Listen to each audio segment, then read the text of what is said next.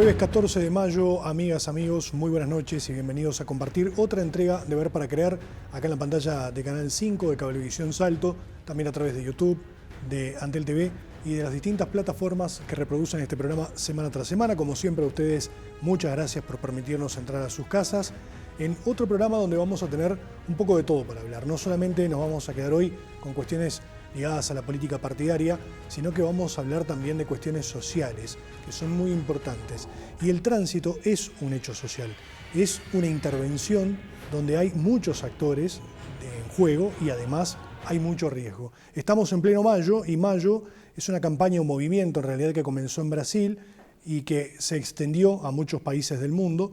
Uruguay es uno de ellos, que permanentemente y todos los años sabemos que estamos con esa campaña fuerte del Mayo Amarillo, que la concientización por el tema de la seguridad en el tránsito no debería ser solamente un mes, no lo es, pero sí se intensifican mucho las actividades y la Unidad Nacional de Seguridad Vial, la UNASEV, su presidente Marcelo Metediera y parte de las autoridades estuvieron hace un par de días aquí en Salto dialogando con autoridades, con el legislativo departamental, también cumpliendo con una serie de actividades, pero en Salto funciona la ULOSEV, que es la Unidad Local de Seguridad Vial.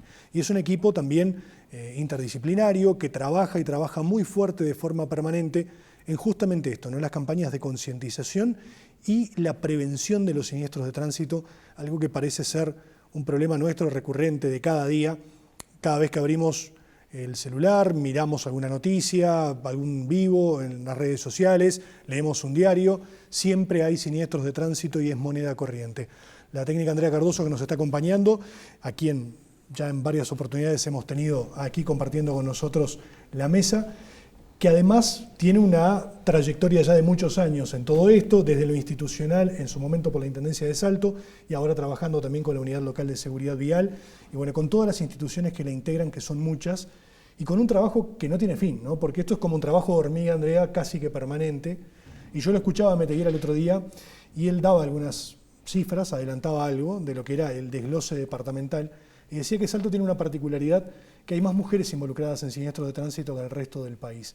Y que bueno, habría que ver por qué se da todo esto. Pero lo cierto es que tenemos muchos siniestros, cada vez hay más, lo hay en esquinas semaforizadas, que también es algo que preocupa y mucho, porque el semáforo, decís, debe reducir la siniestralidad y parece que no está surtiendo ese efecto. Y bueno, después la situación de las calles, hay una cantidad de circunstancias que pueden derivar en un siniestro. ¿Cómo están trabajando a nivel local en ese sentido? Buenas noches. Buenas tardes, buenas noches, perdón. Muchas gracias por el tiempo que nos proporcionas, porque a veces no es fácil para nosotros acercarnos a los medios, porque la ULOSEV funciona en forma honoraria, no tenemos recursos económicos, entonces agradecemos enormemente a los medios de comunicación que nos llaman, porque estamos con un tema bastante complejo en Uruguay y en el mundo, que es la pandemia, ¿no?, de la siniestralidad vial. La ULOSEV nace cuando nace la UNASEV. La UNASEV nace por ley, la 18.113, y en la propia ley que crea la UNASEV establece en uno de sus artículos que debe de promover, apoyar y fomentar la creación de unidades locales territoriales. O sea, lo dijo el director de descentralización de la UNASEV cuando estuvo en la Junta Departamental de Salto, el día que estuvieron acá, el día 6 de mayo, tuvieron una sesión en el plenario. Cuando le preguntó una edil qué eran las ULOSEV, él los dijo que son los ojos de UNASEV en el territorio. Esta es una forma gráfica de decirlo. El tema que nos diferencia es que trabajamos, todo lo que trabajamos en la ULOSEV en forma honoraria. En Salto se formaliza en el año 2016, justo cuando hace implosión en Uruguay el Mayo Amarillo. Y como bien dijiste, Rodrigo, Mayo Amarillo se destaca en mayo, pero no queda en mayo, sino que se trabaja durante todo el año. ¿Cómo nace esto de Mayo Amarillo? ¿Por qué usamos el lazo amarillo? Bueno, Mayo Amarillo nace en Brasil, allá por el año 2013. ¿Por qué? Porque en el 2011 la Organización de las Naciones Unidas emite una declaración a nivel mundial de que todos los estados tenían que tomar medidas por el alto impacto de la siniestralidad vial. ¿Por qué? Y porque en el mundo se mueren 1,35 millones de personas al año por tema de siniestro. Y Uruguay no escapa a esa realidad, porque indudablemente los países de América Latina y el Caribe son los que más problemas tienen en esto de la siniestralidad vial. Entonces Brasil, que si bien trabaja de una manera muy buena todo lo que es la temática siniestralidad vial, y están muy adelantados en muchas cosas respecto a nuestro país, entendían que tenían que hacer algo por esta atención que estaba dando la ONU. Entonces crean este movimiento en el año 2013, Mayo Amarillo. Y 3 años después Uruguay lo adopta, o sea, no tardó demasiado. No tardó demasiado, y en Uruguay con la particularidad que no lo trae UNACEP, lo trae el Colegio Médico del Uruguay, y lo trae específicamente el referente de Mayo Amarillo Uruguay, que es el doctor Fernando Machado, un compañero incansable de la seguridad vial, muy allegado a la Unidad Local de Seguridad Vial de Salto. Lo tuvimos en varios Mayo Amarillo y este año también, estuvo recientemente el 8 de mayo por Salto, y Fernando es un médico cirujano muy destacado, pero que ha tenido que atender muchísimos personas víctimas de siniestro. Entonces él no quería quedar solo en eso, quería trabajar en la temática seguridad vial. Entonces le propone a UNACEP trabajar en este movimiento Mayo Amarillo, que en ese momento estaba el doctor Barrios como presidente de la UNACEP, y lo analizan, y ahí surge Uruguay a plegarse a este movimiento que es internacional. Y a partir de ahí, como la MIT, la Mesa Interinstitucional Tránsito de Salto, que fue el primer nombre que usamos, ya estaba conformada, decidimos trabajar desde el inicio el movimiento Mayo Amarillo. Mi vocación en seguridad vial nace allá en el 2007 por la pérdida de un primo acá en Salto, que falleció en el lugar del hecho con el vehículo moto y fue atropellado por una camioneta. Entonces yo entendía que eso no tenía que estar pasando, porque personas muy jóvenes, claro, que en segundo lo perdés, ¿no? Entonces empecé a estudiar todo lo que es la temática responsabilidad extracontractual hasta que nace la UNACEP. Entonces me vinculo con la UNACEP desde el primer momento. Y después tuve la particularidad que fui edil, de edil suplente por la fuerza política, y trabajé muchísimo en la Comisión de Tránsito y de Transporte, pero no solo en la parte de criticar, sino en la parte de aportar. En ese momento me acerqué a los diferentes directores de tránsito y aporté proyectos con la Unidad Local de Seguridad Vial, como la licencia por punto. Ya en el 2011 mandé un trabajo de la licencia por punto. Estudié mucho a un grado 5 de Derecho de Tránsito de la UCU, Gustavo Ordoqui. Entendí la particularidad que Uruguay tenía que transitar por una gestión cultural de educación en tránsito. Entonces traté de hacer un proyecto para que hubiera una educación obligatoria en primaria, en secundaria. Después nos enfocamos en la ley 18.191, hicimos un simposio jurídico acá en Salto en cuanto a esto. Entonces siempre fui tratando de tener una educación permanente en tránsito. Estamos hablando de años atrás. Hablabas de la libreta por puntos, algo que está a punto de convertirse en ley y reglamentarse en todo el país. Y hablabas de educación obligatoria. Ahora se van a implementar a partir del mes de junio semestres en cuarto año de secundaria que van a ser optativos, 8 departamentos iniciales que van a ser de seguridad vial, y donde justamente los jóvenes que opten por hacerlo van a tener que aprobarlo. O sea, son 6 meses que van a tener que trabajar sobre seguridad vial, ¿no? O sea, son cosas que se planteaban hace mucho tiempo y que ahora se están llevando de a poquito a la práctica. A veces nos preguntan qué ha hecho la ULOC. Bueno, la ULOC, además de llamar la atención a los gobiernos departamentales y gobiernos nacionales, también tiene la potestad de crear programas o proyectos, siempre con el aval de UNACEP. Y nosotros presentamos en el año 2017 un proyecto para los liceos con la siniestralidad vial de las motos, que se llamó Vivir en Dos Ruedas, porque los chiquilines escogieron ese nombre. Y la Junta Departamental en el año 2022 lo decretó de interés departamental, y lo daban los técnicos de las diferentes instituciones que componen la ULACEP. Porque la AULOSEP, ¿quiénes la componen? Bueno, el gobierno departamental siempre tiene que estar, el gobierno departamental, porque es claro, son los que van a gestionar la gestión en seguridad vial en el departamento y necesitábamos estar, claro, en contacto con ellos. No importa el color político partidario, esta unidad local de seguridad vial trabaja, no tiene fines políticos y trabaja solamente con un objetivo, que es aportar a la seguridad vial. Después están integradas por los prestadores de salud, siempre lo estuvieron. El Centro de Asistencia Médica, Hospital Regional Salto, las unidades móviles.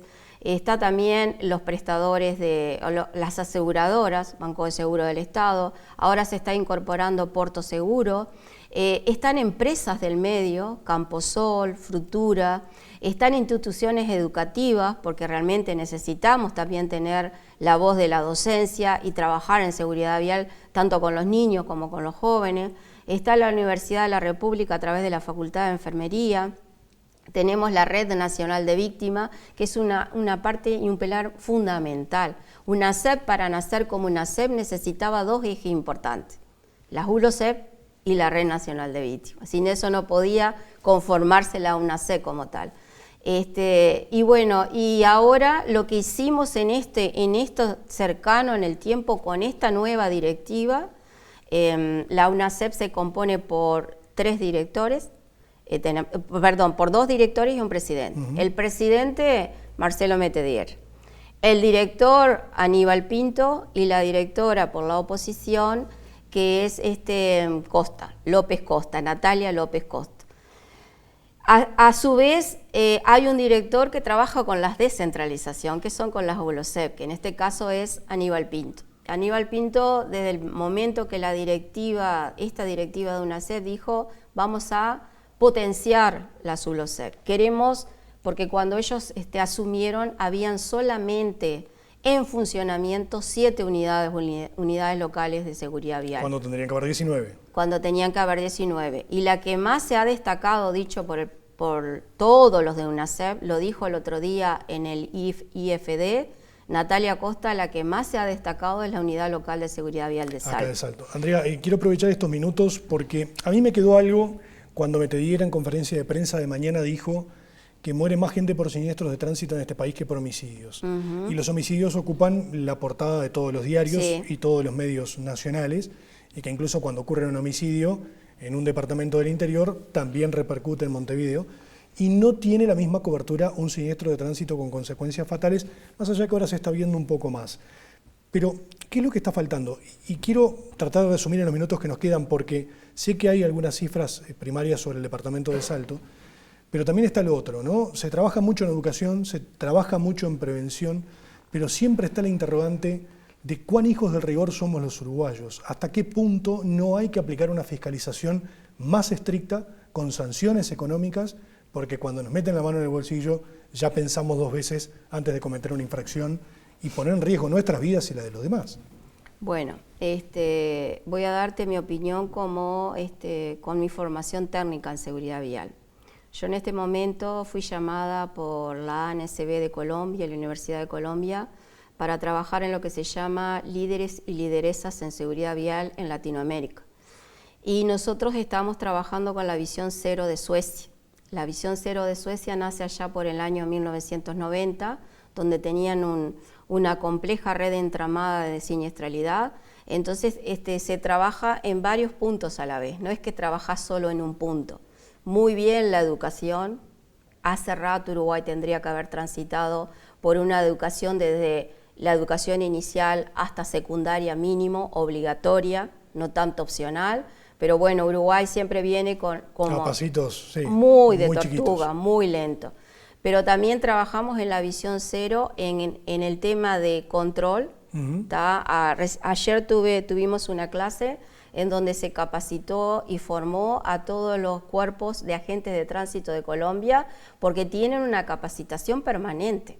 No es una capacitación allá cada tanto. Tienen toda una agenda semestral de capacitaciones con técnicos de seguridad vial, con abogados de seguridad vial, en donde le tratan de formar a esa gente de tránsito en su posición en la vía pública, en su educación con el contribuyente.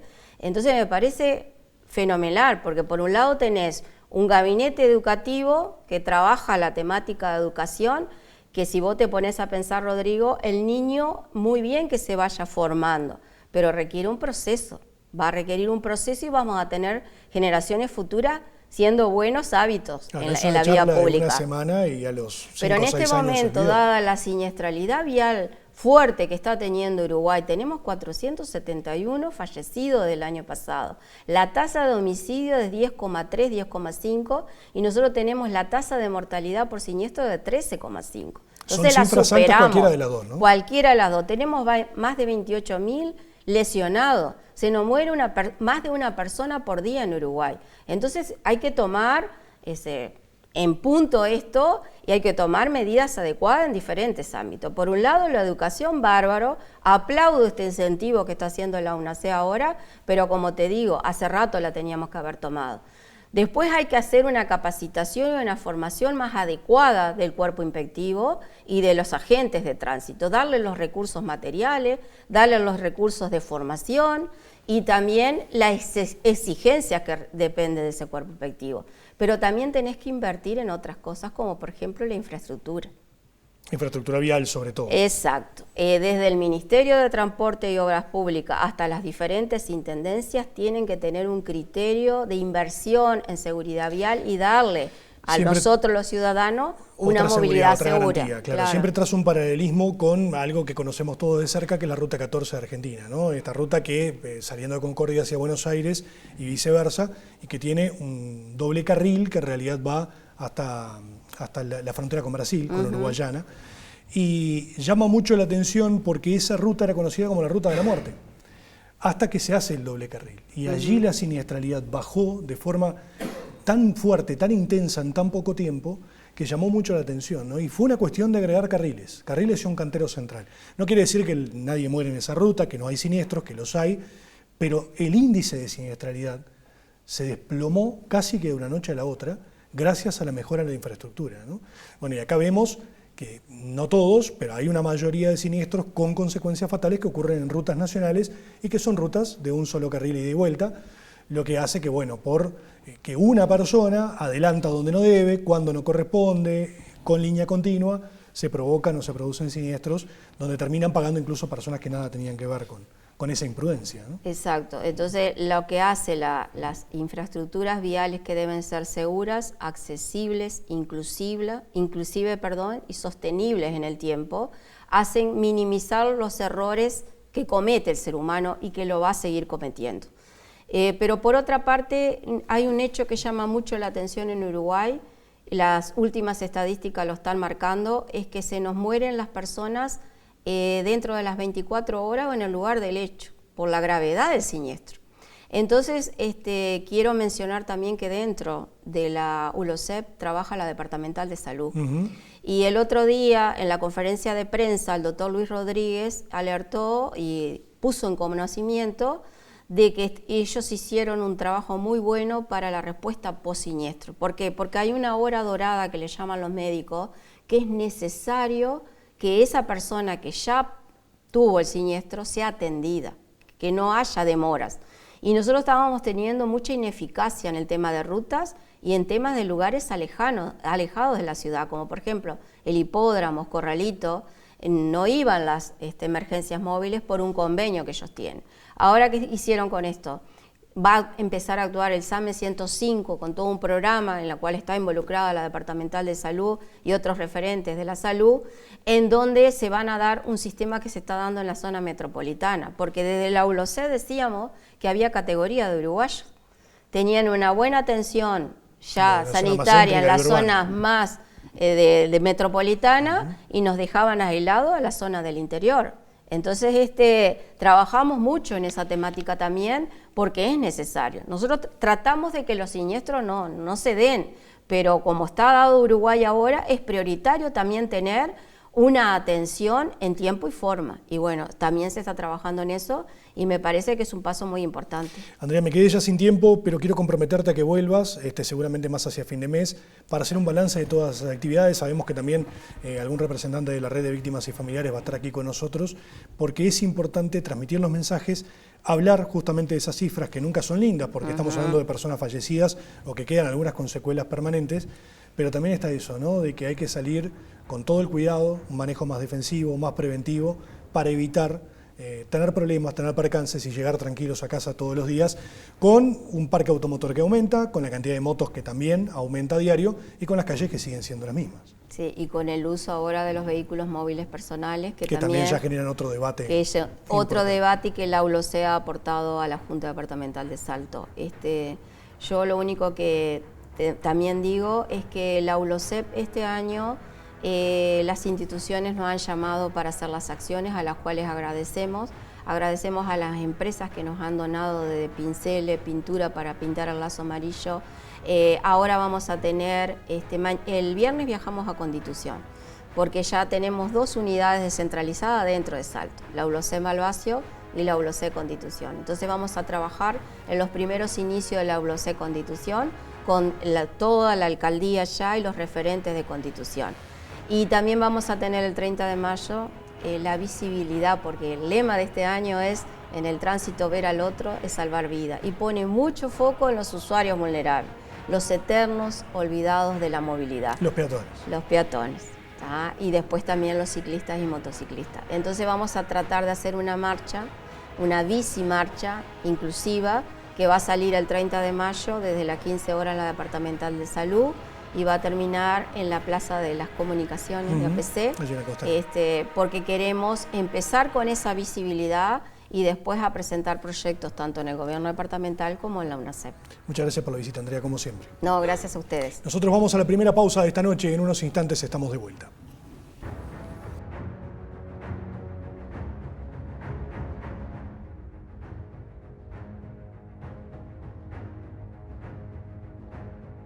Cuando hay escudo, disfrutamos tanto que cuando alguien en la previa pregunta: ya cabro, ¿nos vamos o nos quedamos?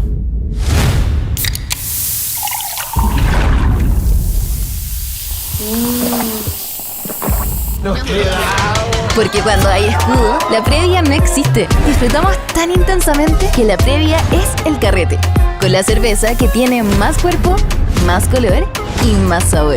Escudo, hecha con carácter.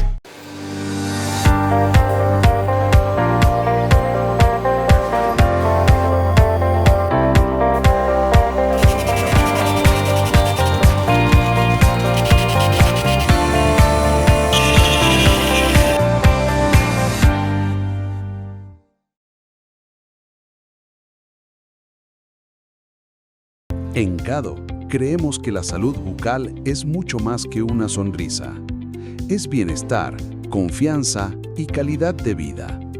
Somos una cooperativa de odontólogos que trabaja con compromiso, ética y vocación de servicio, brindando atención profesional y cercana a cada paciente. Cado, cuidamos tu sonrisa, construimos salud juntos. Prepárate para descubrir una nueva forma de comprar en Quaraí y Barra do Quaraí. Targ Duty Free, el más nuevo free shop de la región. El espacio más completo en indumentaria, alimentación, bebidas, electrónicos, perfumería y mucho más. Para que aproveches con calidad, sofisticación y condiciones especiales de pago. Todo lo que buscas en un solo lugar, con la experiencia y la atención que vos te mereces. Targ Duty Free en Quaraí y Barra do Quaraí. Te esperamos.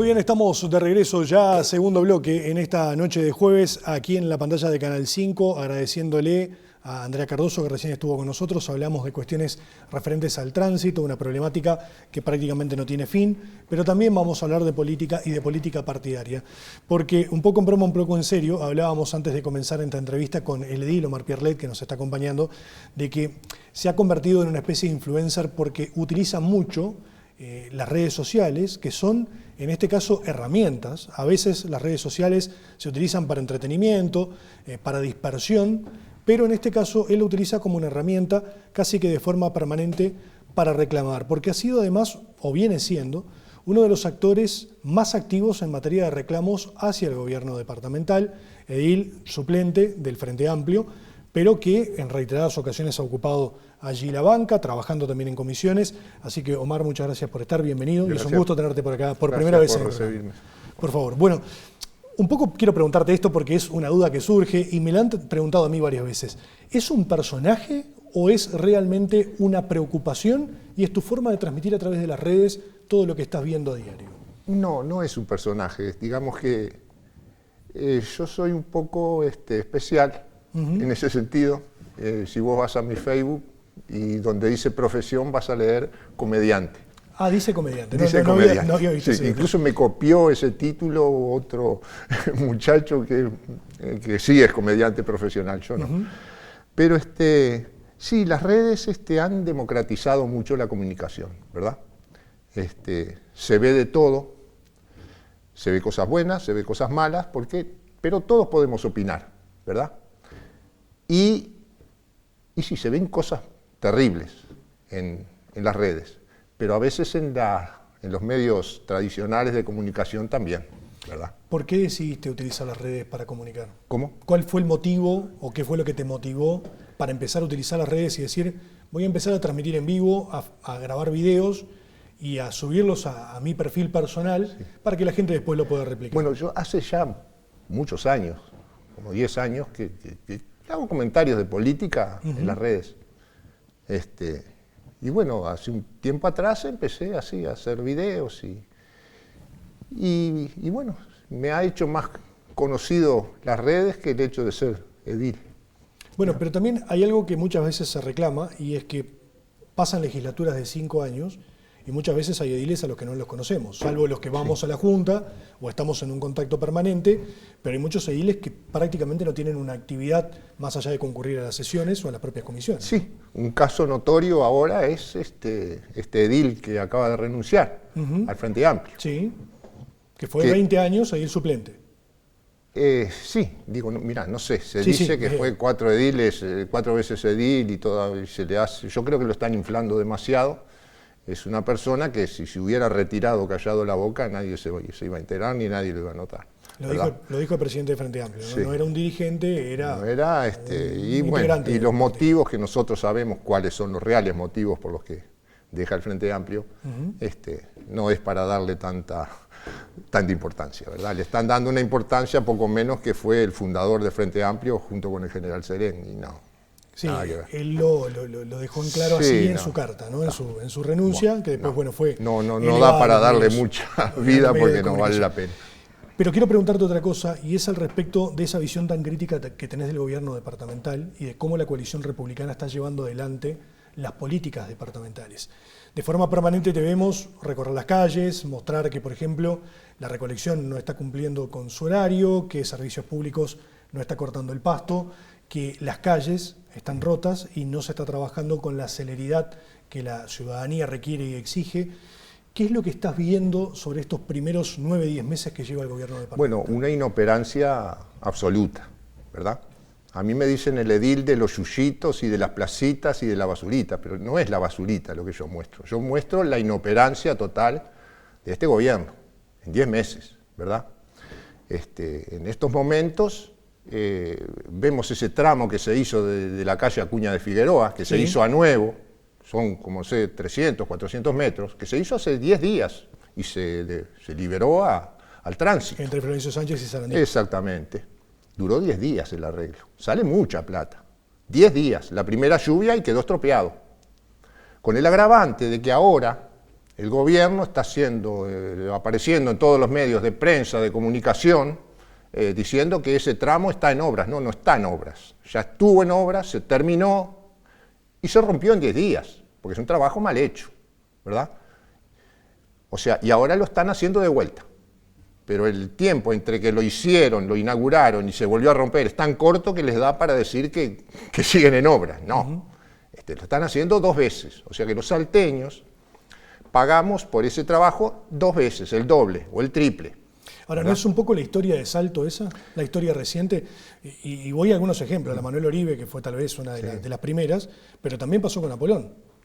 La carpeta asfáltica en Apolón, que pasó también relativamente poco pero tiempo. digamos que una cosa que en este gobierno se ha hecho prácticamente nada. Y lo poco que han hecho, lo han hecho mal, ¿verdad? Porque esto que pasó en Acuña de Figueroa es recurrente. A mí me mandan material del interior, de todos los barrios, que si yo mostrara todo, no me da tiempo. Lo poco que hacen, lo hacen mal. En cuanto a la avenida Oribe se inauguró, yo recuerdo, durante la intendencia de Coutinho. Sí, fines de 2014, principios de 2015. Sí, antes de las elecciones, por ahí. Sí. Bueno, se inauguró anunciando que iba a durar 20 años. Duró 6 meses. ¿Tá? Yo mismo, a los 6 meses de inaugurada la avenida, rompí 2 llantas del auto en un pozo. A los 6 meses. Duró 6 meses. Y a partir de ahí se ha venido reparando como se puede, porque se hizo con un préstamo del BID. El BID no te presta 2 veces la plata para hacer la misma avenida. Proyecto, claro. Si tenía que durar 20 años, tenía que durar 20 años. Con el mantenimiento correspondiente que lleva todo ese pavimento de bitumen, necesita un mantenimiento permanente, pero esto ya fue demasiado. Duró 6 meses, una avenida nueva. Y durante los 10 años de gobierno, Frente Amplista se mantuvo para que se pueda transitar. De todas formas, Apolón sí fue una obra del gobierno de Andrés Lima, fue al final del primer periodo. Claro, fue una empresa privada que la hizo y tuvo que volver a hacerla la misma empresa, o sea que digamos que la Intendencia no perdió en ese sentido.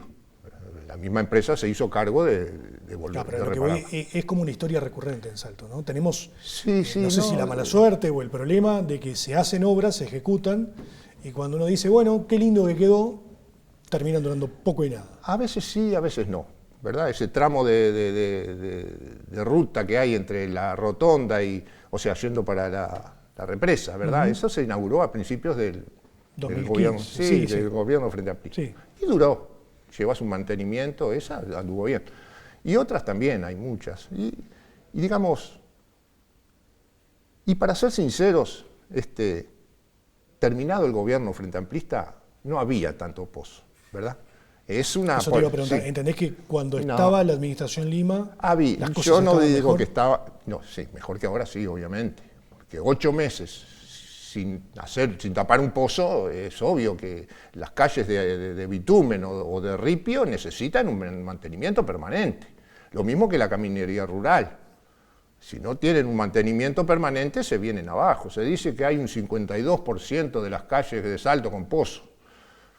Ahora habrá un 80%, porque no han tapado un pozo. Y los que tapan, ya ves cómo son. Estábamos hablando con Andrea recién, y en esa conferencia de prensa, donde estuvo Marcelo Meteguera, presidente de UNACEF, Albizu dijo en esa conferencia de que el 52% de las calles que ellos tienen relevados las van a hacer a nuevo. Y se sigue hablando de esa línea de crédito que fue aprobada, que tuvo su votación polémica, su sesión, que bueno, estuviste ahí, pero que van a ser 52% de las calles de la ciudad hechas a nuevo y un 48% no están así, no están con así. una intervención más liviana. No. Para empezar, un crédito de 60 millones no es para hacer el ABC de la Intendencia, ¿verdad? O sea, tapar los pozos y arreglar las calles es con el dinero o los recursos propios de la Intendencia. Un crédito de esa magnitud es para hacer grandes obras, ¿verdad? Y las obras que están anunciadas a hacer, que son algunas, por ejemplo, la avenida Oribe, sí, que en el estado que está para hacerla nueva. No da para más remiendos. Y la van a remendar. ¿No se va a hacer a nuevo la avenida? No, para nada. Le preguntamos específicamente en la comisión al ingeniero Teixeira. Y nos dijo no. Se va, según los tramos que estén peor, se va a arreglar, se va a remendar. Hay que decirlo así, se va a remendar. Y después se le va a pasar una carpeta de asfalto. Es un trabajo que va a durar, no sé, 3 años, 4 años. Más de eso no puede durar, porque no es un trabajo hecho a nuevo. Si se decía que hecha a nuevo iba a durar 20 años, te podrás imaginar que un remiendo va a durar 3, 4 años. Lo que va a durar 20 años, sí, es la deuda de $60 millones. Y así son 5 o 6 avenidas que está previsto remendar. Ninguna se va a hacer a nuevo. Se van a hacer remiendos. Sí se hacen todavía. Sí, se habló de Rodó, de Pascual Arriague. Sí, hay varias avenidas que ninguna va a ser a nuevo. Ninguna va a durar 20 años como va a durar la deuda, ¿verdad? También habló el intendente para justificar, para pedir que votáramos el fideicomiso, lo dijo en un programa de prensa, que se iba a colaborar con OCE para hacer el saneamiento de la zona de Daymán. Sí. Le preguntamos específicamente al ingeniero Teixeira, ya se olvidaron de esa promesa que la hizo el intendente, ¿verdad? Vamos a colaborar con OCE, vamos a pagar el 50% del costo del saneamiento de la Chinita de Daymán. Del Daymán. Esa promesa se olvidó.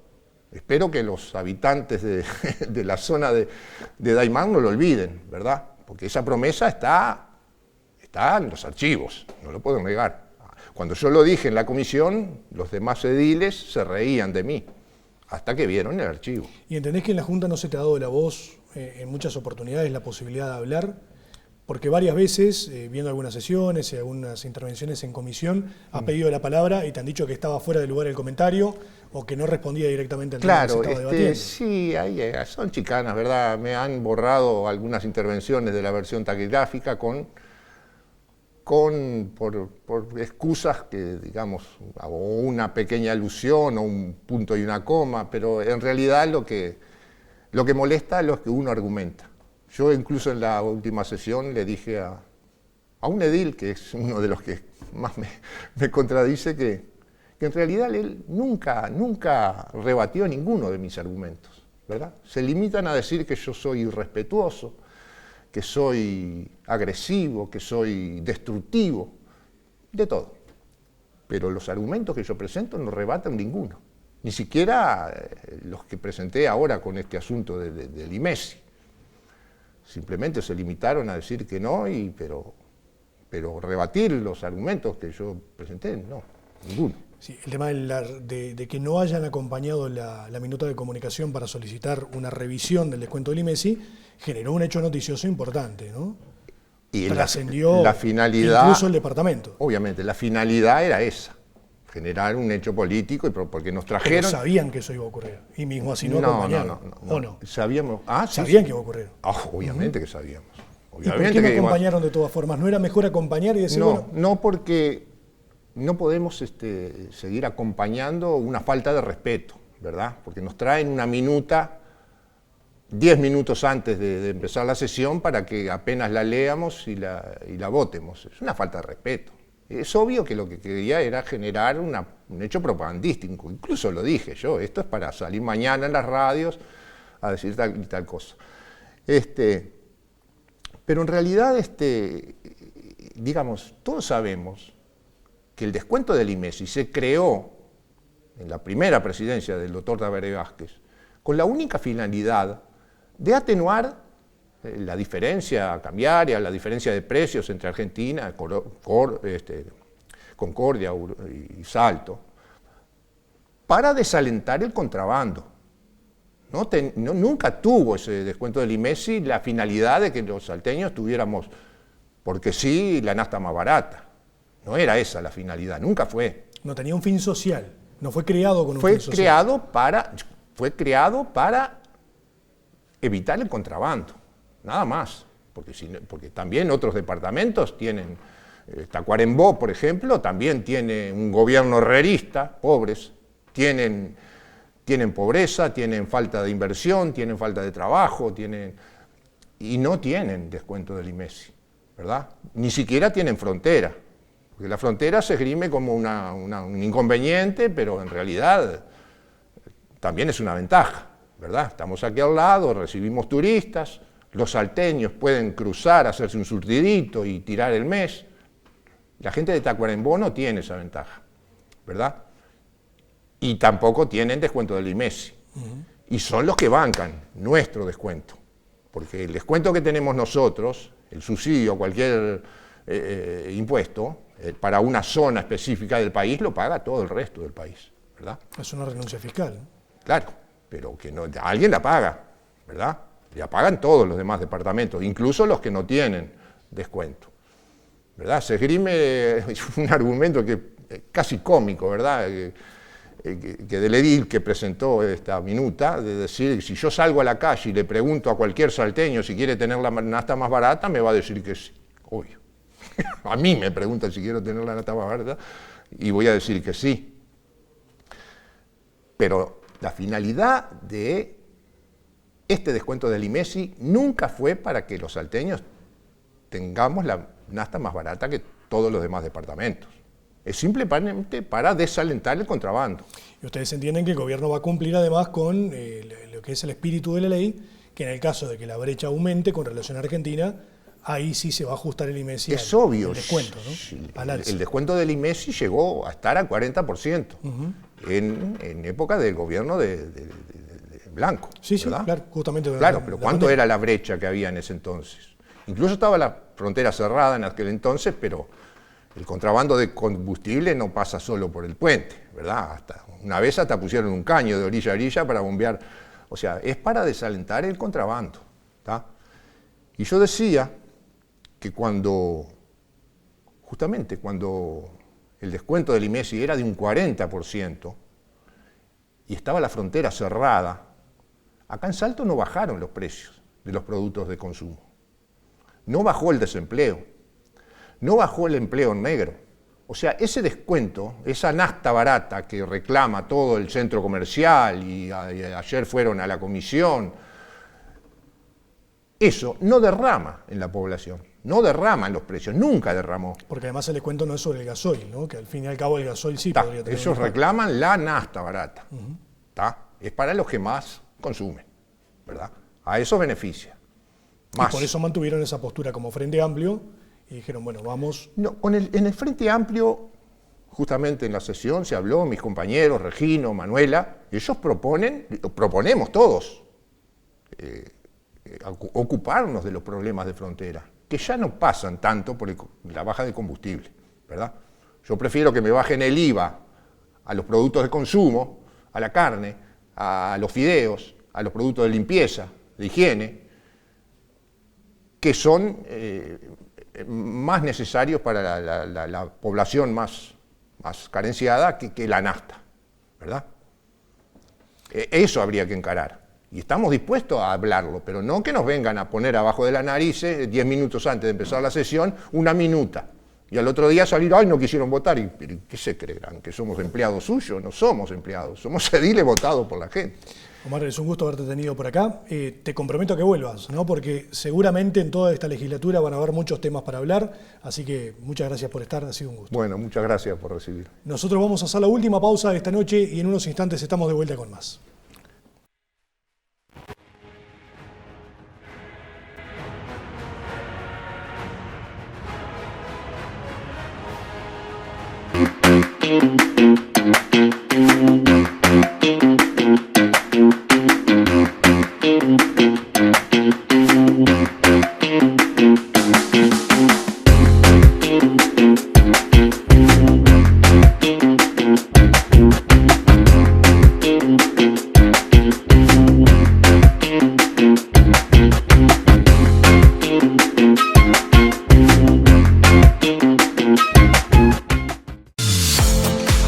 Prepárate para descubrir una nueva forma de comprar en Quaraí y Barra do Quaraí. Targ Duty Free, el más nuevo free shop de la región. El espacio más completo en indumentaria, alimentación, bebidas, electrónicos, perfumería y mucho más. Para que aproveches con calidad, sofisticación y condiciones especiales de pago. Todo lo que buscas en un solo lugar, con la experiencia y la atención que vos te mereces. Targ Duty Free en Quaraí y Barra do Quaraí. ¡Te esperamos! En Cado Creemos que la salud bucal es mucho más que una sonrisa. Es bienestar, confianza y calidad de vida. Somos una cooperativa de odontólogos que trabaja con compromiso, ética y vocación de servicio, brindando atención profesional y cercana a cada paciente. CADO, cuidamos tu sonrisa, construimos salud juntos.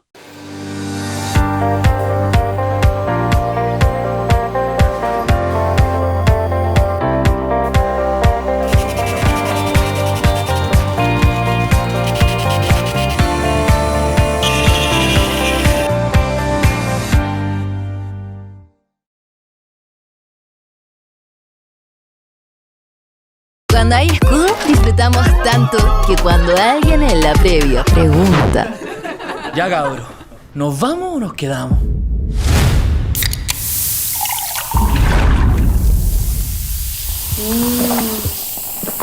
Nos quedamos. Porque cuando hay escudo, la previa no existe. Disfrutamos tan intensamente que la previa es el carrete.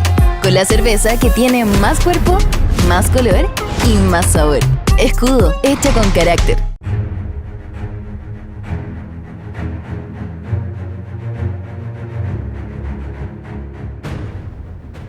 Ya en el último bloque de esta entrega de Ver para Creer decíamos que hoy un programa muy variado en materia de temas que íbamos a abordar y le vamos a dar las gracias también a Aquiles Mainardi, coordinador del SECOED, que nos está acompañando. Aquiles, que asumió esta responsabilidad y podríamos decir que es tal vez uno de los cargos más complicados y dedicación más completa que se tiene dentro del gobierno departamental y en la coordinación que tienen con todas las instituciones que integran el Centro Coordinador de Emergencias Departamentales y el Comité Departamental de Emergencias, que es un organismo un poco más grande y que integra a otras instituciones más y que, bueno, ahora han sido noticia, Aquiles, lo van siendo lamentablemente casi siempre, y casi siempre que tiene que intervenir el SECOED nunca es por una buena causa, una buena noticia, sino porque tenemos inundaciones, porque tenemos enchorradas o porque tenemos, como ahora, una ola de frío que obliga a que la gente tenga que encontrar un resguardo y ustedes tienen que brindarles esas garantías y trabajar en conjunto con otras instituciones, con MIDES, con la policía, bueno, con instituciones que están casi que de forma permanente en la calle, dialogando con la gente y atravesando situaciones que me imagino no son nada sencillas, ¿no? Porque para una persona que está acostumbrada tal vez a vivir hace mucho tiempo a la intemperie, decirle que se tiene que ir a un refugio, muchos no lo toman tan bien. Algunos dicen, bueno, sí, yo voy y los acompaño, no tengo problema. Otros lo hacen por voluntad propia, pero hay algunos que dan trabajo y bueno, y ustedes tienen que encontrar ese punto donde mantener un diálogo cordial, convencer a esa persona de que es lo bueno, lo mejor para ellos, porque en realidad son sus vidas las que están en juego, ¿no? Y eso es un trabajo que prácticamente no se detiene y sobre todo en este invierno, por cómo viene. Buenas noches. Buenas noches, gracias Rodrigo por la invitación. Sí, la verdad que estamos en un lugar bastante particular dentro de lo que es el gobierno departamental. Sabías hacia dónde ibas, ¿no? O sea, cuando Alviso te dijo... Teníamos una idea, sí, teníamos una idea porque conocíamos un poco el trabajo del SECOED, obviamente que el estar in situ en el lugar, en el cargo, requiere un mayor aprendizaje o un tiempo de aprendizaje y conocer realmente el alcance que tiene el SECOED en el departamento de Salto, que a veces es bastante diferente por lo que hemos logrado ir viendo con lo que pueden ser los SECOED del resto del país. La verdad que en el departamento el SECOED juega un rol fundamental, tiene una pata muy social que hace que tengamos intervención en todas estas cuestiones que vos recién nombrabas, y eso en lo personal también es un orgullo en cuanto al sentido de la confianza que el intendente deposita en nuestra persona, pero también genera un compromiso importante a la hora de poder, primero que nada, atender y después de dar respuesta en situaciones, como bien vos lo decías, que no son inauguraciones, no son espectáculos públicos, donde tenemos que intervenir, por lo general no son buenas noticias. Pero bueno, son tal vez cosas que son necesarias dentro de la población y es acompañar al ciudadano en los momentos tal vez más difíciles o de mayor angustia. Vos recién nombrabas ahí lo que son las inundaciones. Yo hay algo en particular que lo vuelvo a decir porque creo que me cambió un poco la óptica lo que son los incendios y particularmente lo que fue el incendio de aquel 4 de agosto donde una familia ahí en el Parque Solar le toca vivir un domingo donde los domingos para nosotros son de disfrutar en familia, lo que todo hacía prever un domingo de esos, termina siendo uno de los momentos más difíciles, tal vez no solo para esa familia, sino para la sociedad salteña, que termina con un final al día de hoy feliz, con los chiquitos de vuelta en el departamento, pero que nos tocó vivir horas angustiantes y lo he dicho un montón de veces. En lo personal me tocó vivir algo que lo había visto en películas. Entonces uno va conociendo primero que nada lo que es la función, pero también la responsabilidad que tenemos en nuestras manos. Y permitidme decir algo, no se podría llevar adelante sin el respaldo de un gran equipo que hoy cuenta el SECOED. Esa es la realidad, y obviamente el respaldo también del intendente que ha entendido y ha priorizado en muchos aspectos los pedidos, las solicitudes que hemos hecho para poder afrontar todo este tipo de necesidades. Nosotros, cuando nos toca asumimos en medio de la alerta roja por hora polar del 2025 y con una inundación desarrollándose con personas retiradas de sus domicilios. Hoy estamos viviendo a un año de vuelta a una alerta roja por hora polar, y teníamos hasta hace poquitos días anuncios de probabilidad también de inundaciones, que eso lo hemos ido descartando en la medida que hemos ido recabando información, sobre todo con la gente de hidrología de Salto Grande, que hemos tenido algún tipo de charlas para ver un poco cómo se va a venir desarrollando el río Uruguay, sobre todo que la preocupación que tenemos los salteños. Pero bueno, sabemos que estamos en permanente posibilidad de alguna urgencia, de alguna emergencia, más allá después de todas las urgencias individuales de cada uno de los salteños, que también han encontrado en el centro coordinador una ventanilla, una puerta de acceso para plantear sus necesidades, sus realidades y bueno, también sus solicitudes a la hora de poder acceder al gobierno departamental. Porque cada uno entiende la emergencia desde lo personal, ¿no? O desde la familia o a quien le toca. Y decíamos, es un trabajo que no tiene feriados, no tiene hora, porque normalmente es fuera de horario de oficina, que hay que responder. Cuando hay un fenómeno climatológico, no ocurre meteorológico en este caso, no es que espera entre las 9 de la mañana y las 5 de la tarde, sino que suele ocurrir a la noche. Bueno, han habido vendavales, hemos tenido de todo. Realmente nuestra región está sufriendo mucho los impactos, y hay quienes atribuyen esto al cambio climático, hay otros que son más escépticos y dicen no, esto siempre fue así. Lo que sí, se han ido intensificando esos fenómenos. Hablabas de las inundaciones, ya nos adelantan que vamos a tener un super niño o niño Godzilla, y que las lluvias van a ser más intensas para esta región. En el año 2015-2016 tuvimos inundaciones elevadas, grandes, ojalá que no pase, pero bueno, ustedes como equipo tienen un trabajo tan aceitado que cuando empiezan a llegar las llamadas, ustedes ya están en la calle, ¿no? Muchas veces ya ocurre que ya están tratando de solucionar algunos problemas que ya anticipan que pueden llegar a ocurrir en caso de que llueva de forma copiosa, en caso de que se vuelen techos por un vendaval, cosas que ya han ocurrido y que seguramente van a volver a pasar. Sí, nosotros ahí la primera medida que tomamos cuando ni bien asumimos, ni bien un poco empezamos a entender esta lógica, es extender el horario de atención a las 24 horas. Todos los días del año, a las 24 horas, siempre hay alguien atrás del teléfono del SECOED. Hay algunas cuestiones que obviamente que vamos tratando de anticiparlas, sobre todo Salto tiene una característica particular que es cada vez que llueve tenemos enchorrada. En la medida de la intensidad de la lluvia pueden ser mayor o menor, pero cada vez que llueve tenemos algún tipo de necesidades de los vecinos por enchorradas. Lo he dicho y no tengo problema en reconocerlo, vamos como que corriendo atrás de esa necesidad, tenemos identificados lugares, pero no hemos todavía podido llegar por diferentes cuestiones a poder ir anticipándonos en todos los lugares que tenemos identificado que en una lluvia intensa o por encima de lo normal se puede dar que genere el ingreso de agua en un hogar. Esto se da por varias razones, pero dos particulares que a nosotros nos preocupa y nos preocupa bastante. Primero, por la gran precariedad de vivienda que tenemos en el departamento.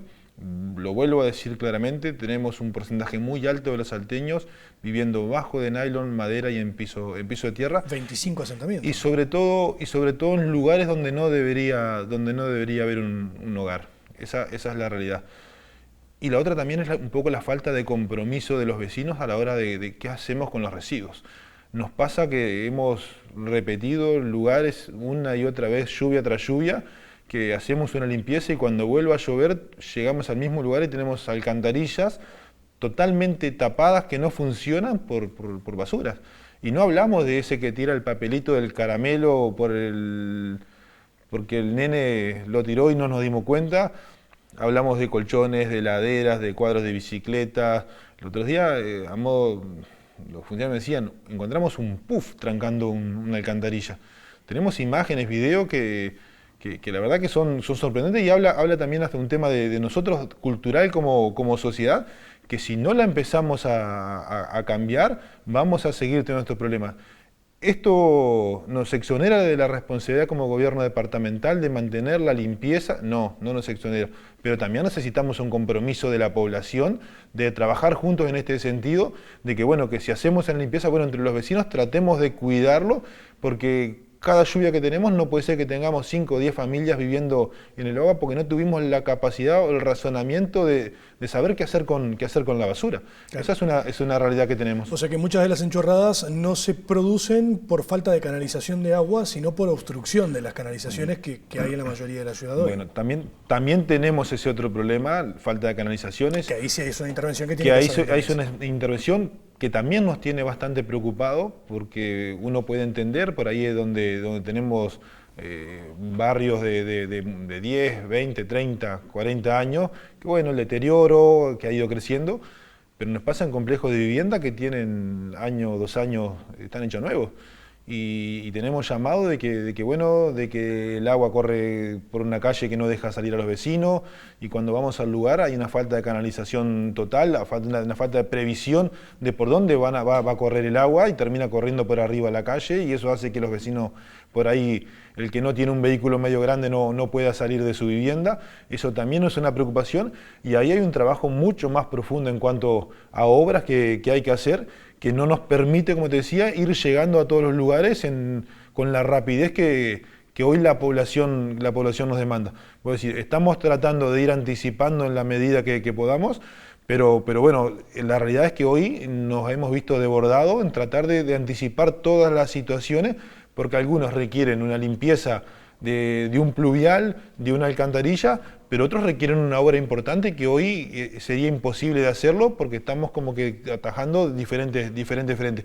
Y lo otro es la falta de maquinaria, de un equipo que esté dedicado exclusivamente a la emergencia, porque tampoco podemos estar cada vez que nos anuncien una lluvia sacando un equipo que está haciendo una obra vial tan necesaria como todos los salteños estamos reclamando para ir a limpiar una alcantarilla que por ahí los vecinos no tuvieron la capacidad de ellos mismos cuidarla. Porque hay una planificación, porque si queremos hacer un cambio en la realidad en cuanto a obra en el departamento, tenemos una planificación que respetar y que mantener, porque si no difícilmente podamos hacer las cosas bien. Entonces son un montón de cuestiones que algunas las hemos podido ir mejorando, pero hay otras que todavía sabemos que estamos en el debe, y ojalá el tiempo nos dé la posibilidad de ir corrigiéndolas.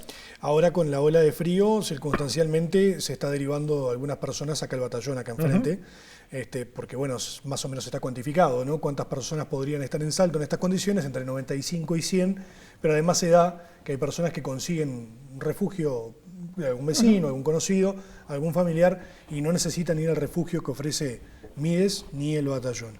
Pero cuando hay emergencias más grandes, como por ejemplo las inundaciones, que es lo más recurrente, siempre está el problema de a dónde llevamos a esa gente, porque mucha no tiene a dónde ir, no tiene una alternativa, y hoy están trabajando y evaluando la posibilidad de un centro de evacuación, ¿es así? Sí.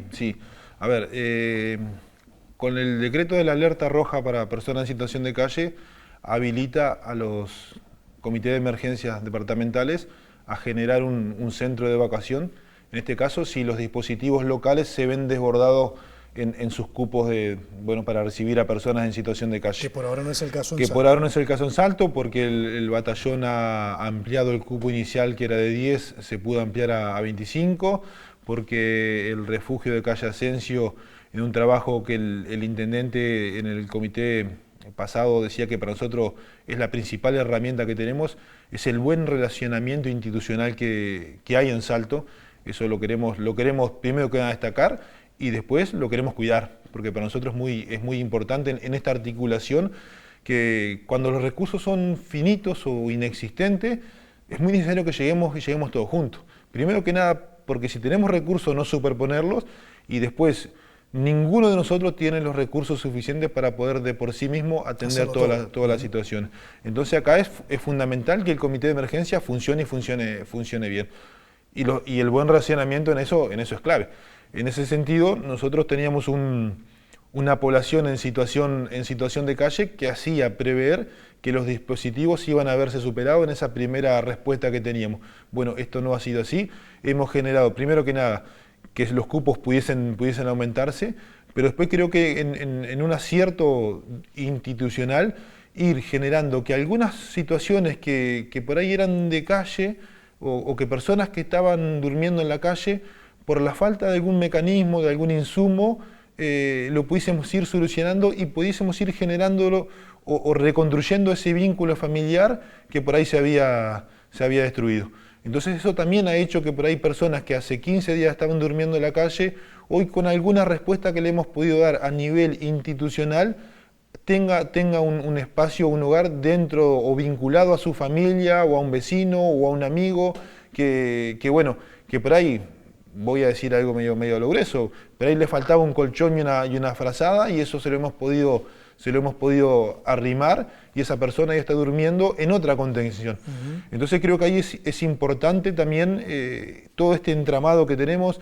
Hoy lo hablábamos también con los diferentes alcaldes, porque también tenemos una preocupación en el interior, y bueno, hoy nos reuníamos con ellos para que nos cuenten también un poco que son tanto las alcaldías como las comisarías, son los agentes que tenemos en el territorio para ir identificando algunos lugares y también tener esa primera respuesta de atención en la medida que si hay una situación que se genera, porque caminamos en determinados momentos, caminamos sobre una línea muy delgada entre estar y no estar en situación de calle.